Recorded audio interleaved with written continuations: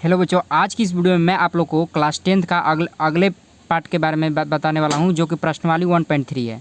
सबसे पहले मैंने पिछली वीडियो में आप लोग को बताया था कि प्रश्नवाली 1.2 का, तो आज की इस वीडियो में मैं आप लोग को बताऊंगा प्रश्नवाली 1.3 का आगे की वीडियो में। तो चलिए, सबसे पहला नंबर क्वेश्चन दिया हुआ है, सिद्ध कीजिए कि रूट 5 अपरमेय संख्या है। तो बहुत सारे वीडियो इसमें देखे होंगे कि आप रूट 5 को कहीं भी देख सकते हैं कि कोई भी जितने अपरमेय संख्या होते हैं तो आप लोग को बताया जाता है कि किस तरह से उसको लंबा तरह से आप लोग को बता दिया जाता है।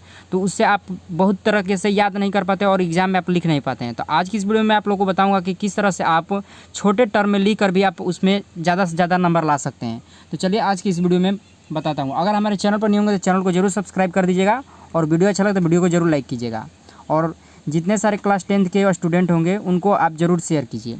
चलिए, सबसे पहले दिया है कि सिद्ध कीजिए कि रूट 5 अपरमेय संख्या है।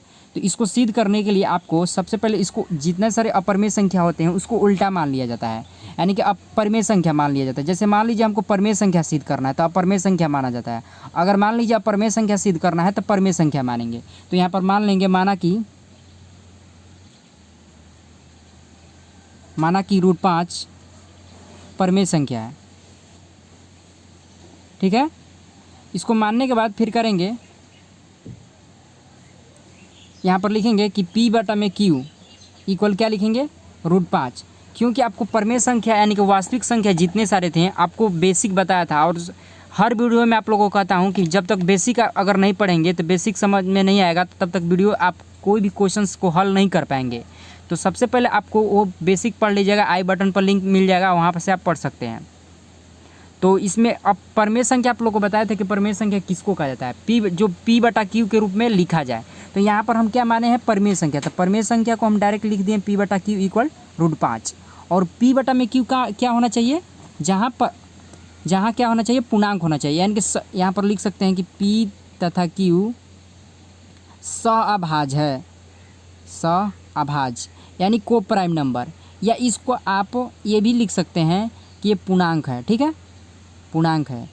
और क्या, Q इक्वल टू नॉट 0। ये इस तरह से लिखने के बाद आपको अब क्या करना है, अब इसको दोनों तरफ आपको स्क्वायर कर देना है। इसमें क्या करना है, दोनों तरफ स्क्वायर करना है। तो दोनों तरफ हम क्या करते हैं, वर्ग कर देते हैं। दोनों तरफ वर्ग करने पर, वर्ग करने के बाद क्या करेंगे, P/Q का स्क्वायर टोटल और रूट 5 का स्क्वायर। ठीक है, अब देखिए रूट 5 का स्क्वायर करेंगे तो ये रूट और स्क्वायर क्या कट जाता है, तो इसका क्या हो जाएगा, डायरेक्ट 5 यहाँ पर हो जाएगा। ठीक है, 5 होने के बाद यहाँ पर P/Q² लिख देंगे। इसके बाद लिखने के बाद आप देख सकते हैं कि यहाँ पर Q जो दिया हुआ है, एक तरफ इसको Q को ले जाएंगे तो क्या करेंगे, P/Q² और Q को इसको Q² नहीं करेंगे, Q² का एक Q इधर ले देंगे तो 5Q हो जाएगा। ठीक है, तो अब यहाँ पर देख सकते हैं कि P/Q जो है, P/Q है, यहाँ पर आपको क्या दिखाई दे रहा है कि ये भिन्न के रूप में है, और जो ये है क्या है आपके रूप में, ये Q पूर्णांक के रूप में। तो यहाँ पर लिखेंगे, अतः P तथा Q को छोड़कर